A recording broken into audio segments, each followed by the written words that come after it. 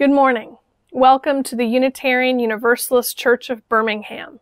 Whoever you are, whomever you love, wherever you are today, and wherever you are on your spiritual journey, you are welcome here. To all who are here this morning, welcome home.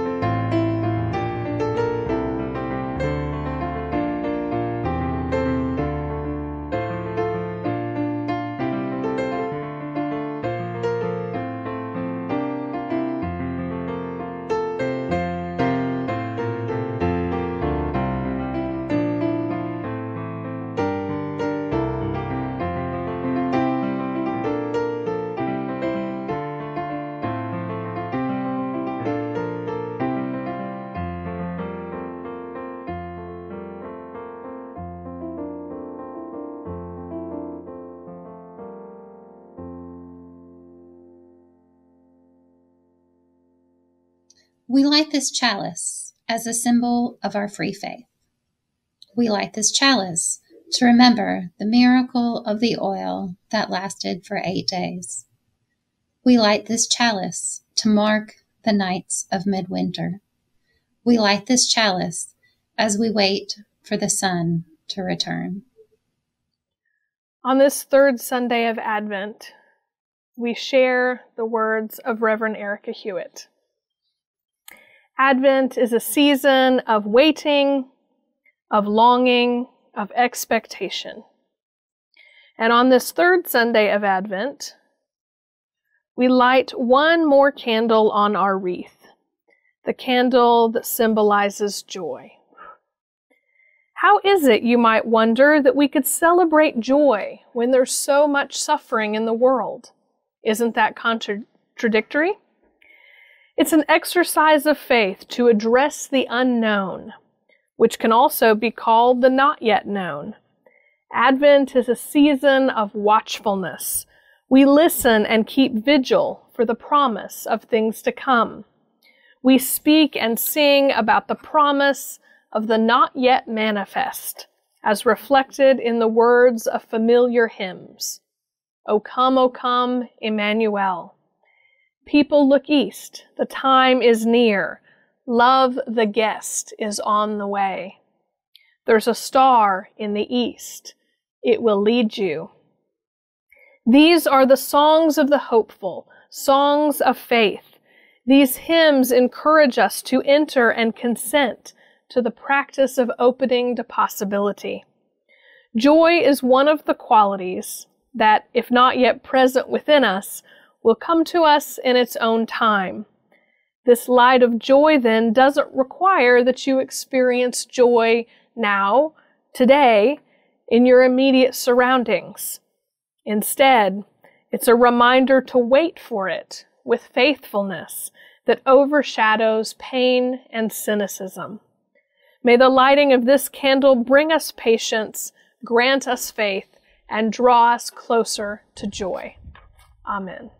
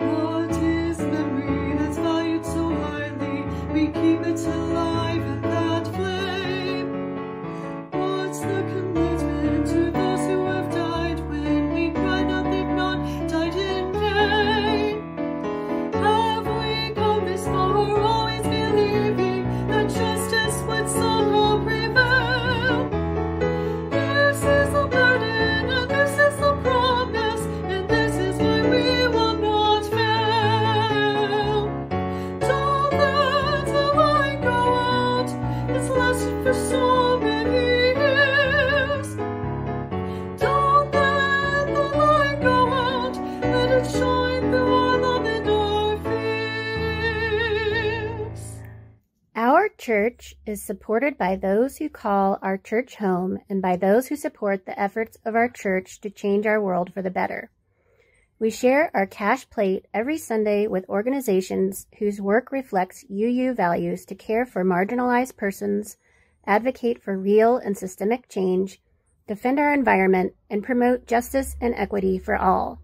This month's Share the Plate is Firehouse Shelter, an organization committed to providing homeless men ages 18 and older in the Birmingham area a nurturing and caring environment, offering supportive services that break the cycle of homelessness and empower individuals to achieve their highest potential. During this time of social distancing and online worship, please know that church expenses continue. Therefore, we very much appreciate your continuing to pay your pledge or offer your donation by either mailing a check to the church office or by using PayPal or Venmo. Our Venmo account is at UUCBHAM. Please designate whether your offering is for UUCB or Firehouse Shelter. Thank you for your generous support of our church and our Share the Plate recipient. May we give in love and hope.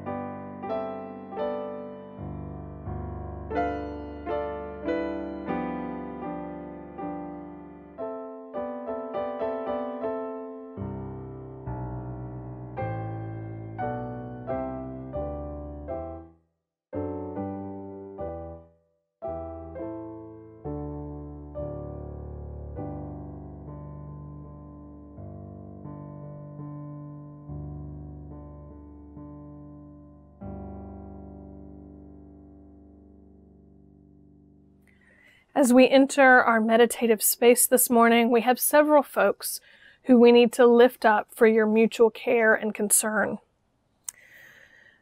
First of all, we'd like to lift up Mary House Kessler's partner, Pat, who is currently on hospice and in the palliative care unit at UAB.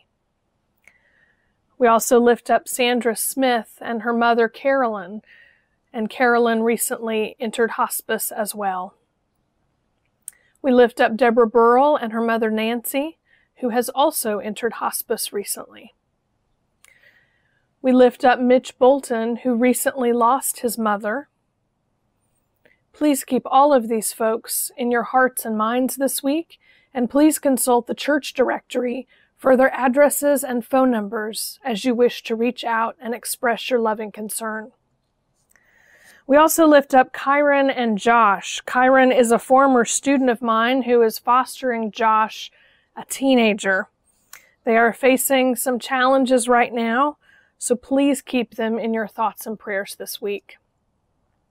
Finally, we celebrate with Artemis Hill, who graduated last Friday with his Master of Accounting degree. Congrats, Artemis. We are so happy for you. Using the chat feature in YouTube, by speaking it aloud or by hearing it on your heart, please give voice to what is on your heart today.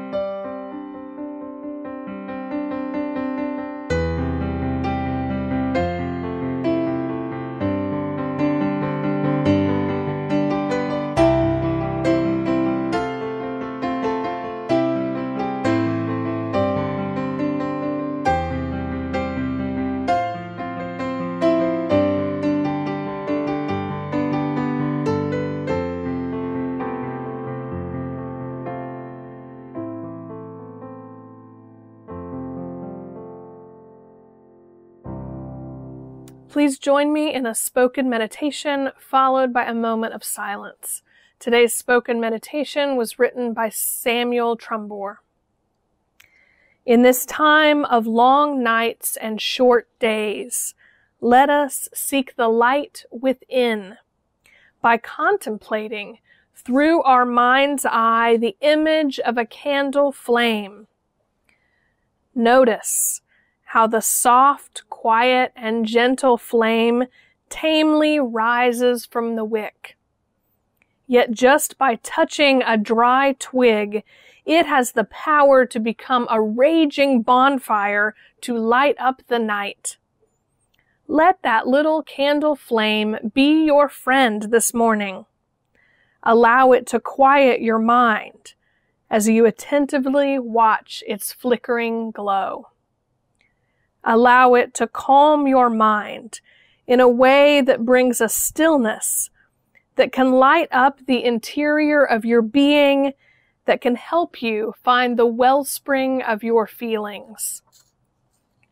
Allow it to show us our inner sense of knowing that can help us notice the ways we've strayed or harmed others, to warm us, reflecting on the ways we've been touched and the ways we've opened our hearts, and inspire us through making new connections and discovering new insights. May this simple flame touch the dry twigs that guard our hearts, allowing the power of light to penetrate our self-protection and show us the amazing potential for heat and light that resides within us.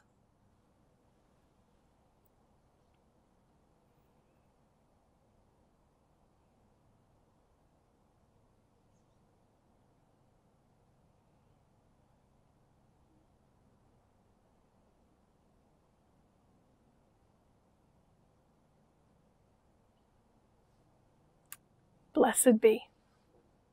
Good morning. Will the children please come forward? So nice to see you this morning. This past week, we celebrated Chalika, and we lit a chalice every day and reflected on one of our UU principles. Today, the last day of Chalika, we reflect on the 7th principle, respect for the interdependent web of all existence of which we are a part of. Those are some pretty big words and ideas. Now in RE, we say, we take care of the earth. But what does that mean? By earth, do we mean just the water? Or maybe just the trees? Maybe it's just by recycling. But is that really enough? Let's really think about the earth.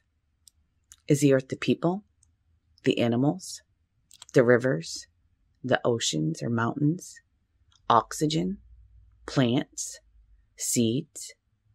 What about bugs? Are they part of the earth that we are to respect and take care of? Not all of us like bugs, but did you know that we need bugs to survive? We need them to pollinate our food, and they feed reptiles, amphibians, and birds. And without bugs, did you know that there would be no coffee and no chocolate? Ooh, that's really scary. And also, did you know, without bugs, that the earth would be covered in trash? Yuck. And it's kind of amazing how something so small can be so important. Just imagine how important you are. Everyone and everything has a job to do. And when we remember our 7th principle, we respect all of those that are on this planet, and everything and everyone that we come in contact with is connected to us. Now, I know that sometimes we may feel small. We may feel like what we're doing for the earth and for others is not enough. But remember, the bee does not think about his efforts only. He works for the good of the hive, and all that he does adds to the sweetness of the honey. Please join me today in RE this afternoon outside the church. We'll be making a special Chalika ornament, and I would love to see you all there today at 1 o'clock outside the church. Thank you, and join me in singing our song.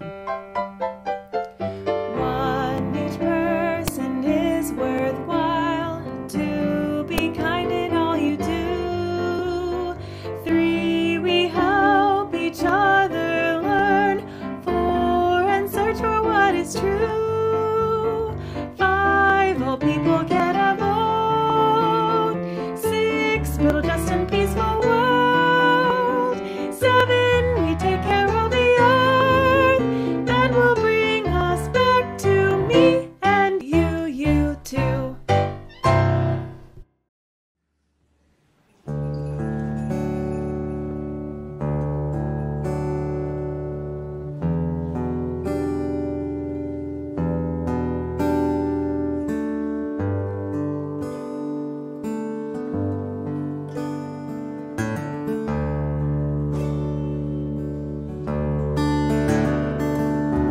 Open wide and taste the light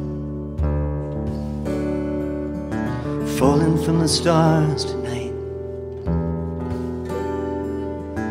This cannot be quantified. Open wide and taste the light. Lay your cheek against the sun. Let it hold you firm and strong, ringing like a carillon. Lay your cheek against the song.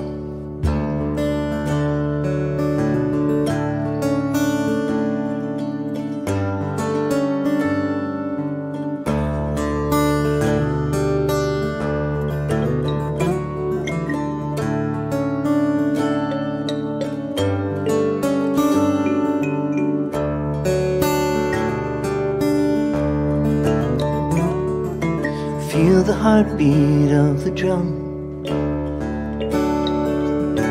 Long ago this was begun. We are old who once were young. Feel the heartbeat of the drum.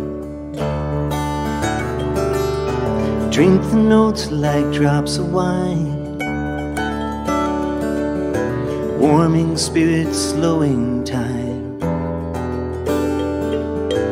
winding like an arbor vine. Drink the notes like drops of wine.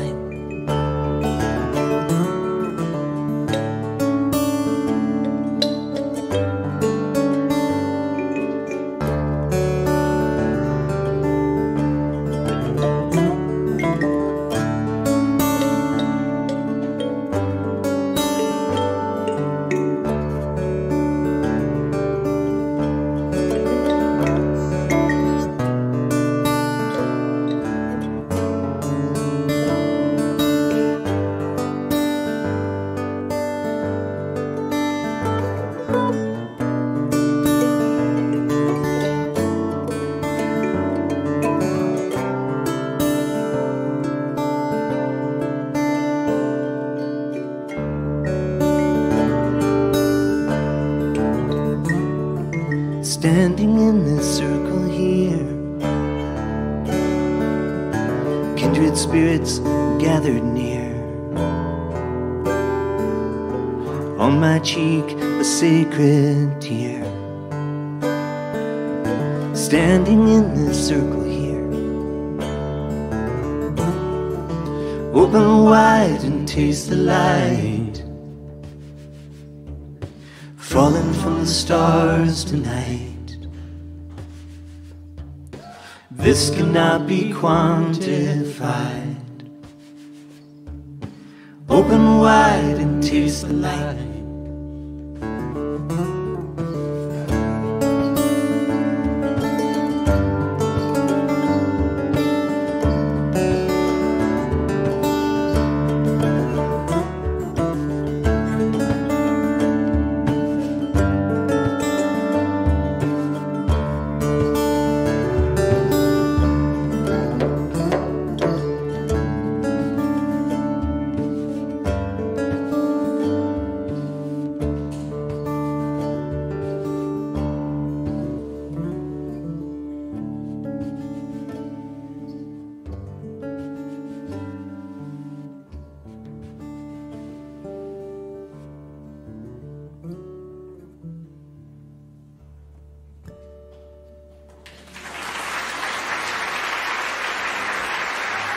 David Lamont.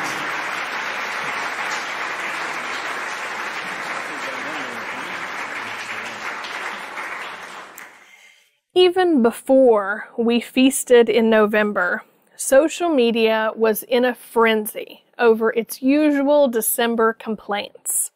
The supposed war on Christmas, the complaints over Starbucks' annual Christmas cup not being Christmassy enough. This year it resembles a holiday sweater, and pleading on all sides for the holidays to be taken more seriously in one way or another this year. We as Unitarian Universalists are keenly aware that Christmas, while dominant in our American culture, is only one of the many holidays surrounding the solstice and the winter season. Between the 1st of November and January 15th, approximately 29 different holidays are celebrated from 10 different major religions around the world. So when we greet one another with happy holidays, we recognize that there are many celebrations this time of year, and that the celebrations important to us are not the only ones that matter. Even within Christianity, between the feast days of the Catholics and the unique calendar for the Orthodox and the special holidays of Hispanic Christians, there is diversity, representing multiple holidays and frameworks of how they approach their faith. One of the pandemic opportunities I experienced this past week was participation in Harvard Divinity School's annual Seasons of Light celebration. Each year, our interfaith graduate school acknowledges the many celebrations of this season and how each of those celebrations has ritual lighting as an essential part of the tradition. Gathering around the fire, as our species has gathered for hundreds of thousands of years, is a community ritual centered around finding warmth during the cold of winter and often involves the telling of stories. Each time we light a fire, we tap into that ancient tradition. Another similarity shared by these December holidays is how they are all tied to a struggle.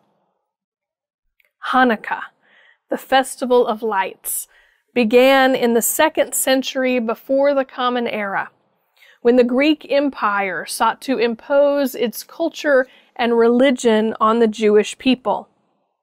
The Greeks controlled the city and the temple of the Jewish people and many aspects of their lives, until Judas Maccabee and a band of Jewish folks rose up against their oppressors and drove the Greeks from the land. It was in the struggle for freedom that the Hanukkah holiday was created. The lighting of the menorah and the traditions that were incorporated were added much later to the holiday, possibly as long as 500 years later. The Jewish rabbis who wrote about the faith did not associate Hanukkah with fire until centuries after the revolt.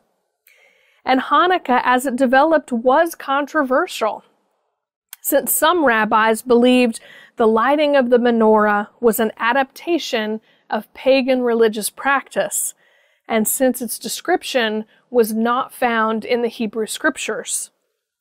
But however it came to be, Hanukkah has evolved to include both elements: the story of struggle, of overthrowing the colonizers, and the Festival of Lights, where 8 candles are lit to symbolize the freedom fought for by the Jewish people. Bodhi Day, celebrated on December 8th or January 20th, depending on the Buddhist tradition, is the day commemorating the Buddha's enlightenment. Siddhartha Gautama, later known as the Buddha, sat beneath the Bodhi tree, frustrated on his spiritual journey, unable to find answers from others, decided to journey inward. During the first watch of the night, he discovered all his past lives and the cycle of birth and rebirth. On the second watch of the night, he discovered the law of karma, that our actions have consequences, and the Noble Eightfold Path, the guide which he would give his followers on how to live correctly. During the third watch, the Buddha discovered the 4 noble truths, the acknowledgement that suffering exists for all of us and is due to our attachments to the world. Finally, he reached nirvana, and thus ended the cycle of rebirth taught by the Hindu tradition of his childhood.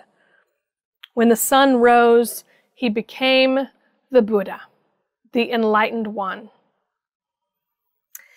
And Bodhi Day, as it is celebrated today, you guessed it, is celebrated by stringing multicolored lights throughout the home and lighting them, and a candle every night starting December 8th for 30 days to symbolize and remember the Buddha's enlightenment, retelling his story, and remembering his teachings. Bodhi Day is a reminder of the Buddha's struggle to understand the meaning of life and to celebrate his discoveries. Kwanzaa epitomizes a new tradition created out of a need of the people. It was first celebrated in 1966 as a response to the Watts riots in Los Angeles, as a response to the police brutality against a pregnant woman. Over 34 people died in the ensuing riots, which would be the worst riots in Los Angeles until the assault against Rodney King years later. Dr. Karenga, the creator of Kwanzaa, wanted to normalize an African American holiday to celebrate their origins in Africa and their cultural values here in America. He chose the day after Christmas, hoping to give Black folks an alternative to Christmas, since he felt Christianity was a white people's religion. For Dr. Karenga, a major figure in the Black Power movement of the 60s and 70s, the creation of such holidays also underscored the essential promise that you must have a cultural revolution before a violent revolution. The cultural revolution gives identity, purpose, and direction. That's a quote from Dr. Karenga. From the struggle for racial justice in the 1960s, Kwanzaa was born. And you already know where this is heading. Kwanzaa is celebrated over the course of 7 days by lighting candles in a kinara, dedicating oneself to the principles that its founder named: unity, self-determination, collective work and responsibility, cooperative economics, purpose, creativity, and faith. And while Hanukkah, Bodhi Day, and Kwanzaa are the 3 winter holidays we have focused on today, they are far from the only winter holidays that focus on lighting fires or lights in the cold winter months and who share stories of struggle. Yule, the celebration of the longest night, the winter solstice, has the fire of the Yule log at its center, a symbol and celebration of the struggle to survive in the cold winter months. Christmas is inundated with lights: the light of the star in the east, the candles of the Advent wreath, the lights on the trees and houses, and includes the narratives of so many struggles: an untraditional pregnancy story, a long journey while pregnant, the struggle to find housing, the struggle of giving birth. Even the celebration of the first Sikh guru's birthday in late November includes a special lighting of his throne room in India from the Sikhs who have struggled with being recognized by others for so long, so much so that they were not included in the U.S. Census until this year. Diwali, the festival of lights for Hindus, Jains, and Sikhs, occurs mid-November and symbolizes the victory over the struggles of evil and ignorance. Human Light, the humanist winter holiday celebrated on December 23rd, was created out of the humanist struggle to carve their own path and to have their own holiday. And 2 is celebrated by lighting candles for reason, hope, compassion, and humanity. While many of us find meaning in these winter holiday traditions because of our childhood experiences or chosen identity, none of these traditions are actually Unitarian Universalist. They all belong with another tradition, all part of our sources from which we glean truth and meaning, all worth acknowledging and celebrating. But there has been a call in recent years to wonder, is there a need for an actual Unitarian Universalist holiday? One of those options emerged in 2005 when a group of UUs created the UU winter holiday called Chalika. The idea was to light a candle every day for a week, reflecting on one of our Unitarian Universalist principles and doing a good deed associated with that principle. It's still a tradition in its infancy, with some ideas to work out, but it is celebrated especially by many religious education programs in our churches around the country. Our children at this church have celebrated Chalika this week in their own ways by doing kind deeds for others, by donating their tooth fairy money and birthday money to worthy causes, and by learning to empathize with others. We UUs understand struggle too, and like many other traditions, come together when we light our chalices and honor one another. Light isn't the only way we share warmth this season. Last week, Donna Parsons shared some of the stories we heard as UUCB, as all of you, volunteered to hand out Thanksgiving meals to 52 families ahead of the holiday. Our goal was 40, but because of your generosity, we were able to feed 52 different families. 52 families signed up online to receive a turkey, a pie, and the fixins to make the sides. But something unexpected happened because of this opportunity to sign up on the online form. Folks in need wrote to us about how thankful they were and opened up about what was going on in their families. Look at some of what they wrote. Very grateful for this. I've been trying to figure out how I would feed 5 kids, including my 3 bottomless teenagers. Thank you. I have had to move in with my daughter because my house is without heat. It's going to be the last Thanksgiving I get with my husband. He's in the last stage of congestive heart failure. Please keep him in your prayers. I am a single mom of 4, sole provider, and I lost my job due to COVID-19. My mom also lives with us and is recovering from ovarian cancer. Unemployed. We are homeless, but have a place to cook and eat, but have nothing to cook. I'm just thankful. I am a widow with 7 children and no car. This is so helpful in these hard times.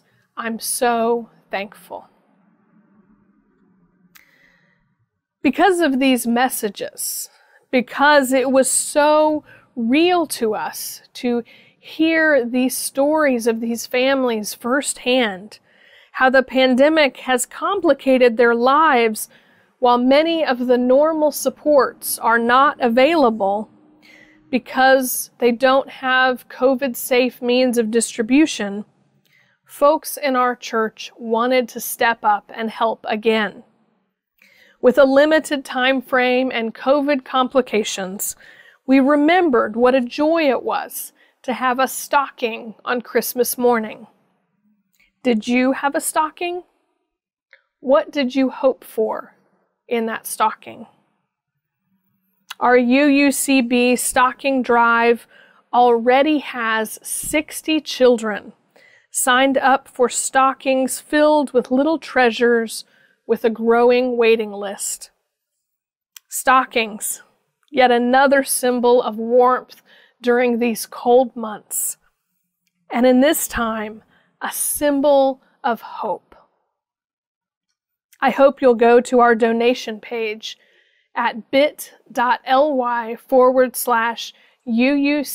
stockings, or donate to the Church Stocking Fund so we can bring joy to children this holiday season. All of these winter holiday traditions bring light and warmth to the cold of winter, to encourage families and communities to gather around the communal fire, to share stories of ancestors and heroic deeds, to remember our struggles, and to celebrate the hope of tomorrow. Together or far apart, families can celebrate their sacred holidays by lighting candles and fires and turning on lights. And yes, it will be different this year. But these ageless traditions, even the newer ones, still reflect our intrinsic need as humans, a need that is 200,000 years old, to share our warmth and heroic stories with each other. We humans, like every other being, struggle to survive, some more than others. Our winter holidays remind us of this, to look out for each other, to share what we have, to gather people around the fire, to make it through to spring together. Light your fire today, reminded of the fires of your neighbors on each side, and the fires of your family in other places, and the fires of everyone in your church community here today. May that fire symbolize our common humanity, our need to be warm and a part of something bigger and older than us, and our generosity of heart and hand with each other. In closing, I offer you a blessing written by Jan Richardson called How the Light Comes. I cannot tell you how the light comes. What I know is that it is more ancient than imagining, that it travels across an astounding expanse to reach us, that it loves searching out what is hidden, what is lost, what is forgotten, or in peril, or in pain, that it has a fondness for the body, for finding its way toward flesh, for tracing the edges of form, for shining forth through the eye, the hand, the heart. I cannot tell you how the light comes, but that it does, that it will, that it works its way into the deepest dark that enfolds you, though it may seem long ages in coming or arrive in a shape you did not foresee. And so, may we this day turn ourselves toward it. May we lift our faces to let it find us. May we bend our bodies to follow the arc it makes. May we open, and open more, and open still, to the blessed light that comes. May we be bound in the love of our community until we are joyfully reunited in person. Blessed be. Please join us in our closing hymn found in your order of service.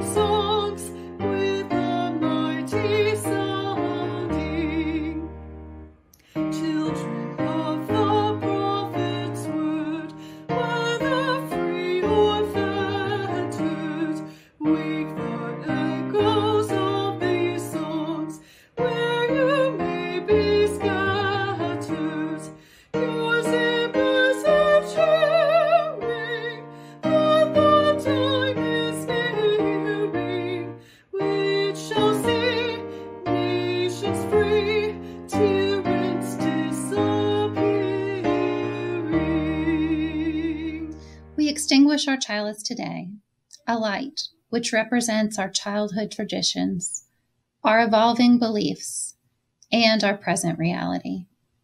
Even as we are physically distant, the meaning and ritual in our traditions brings us together to remind us of community in the midst of struggle.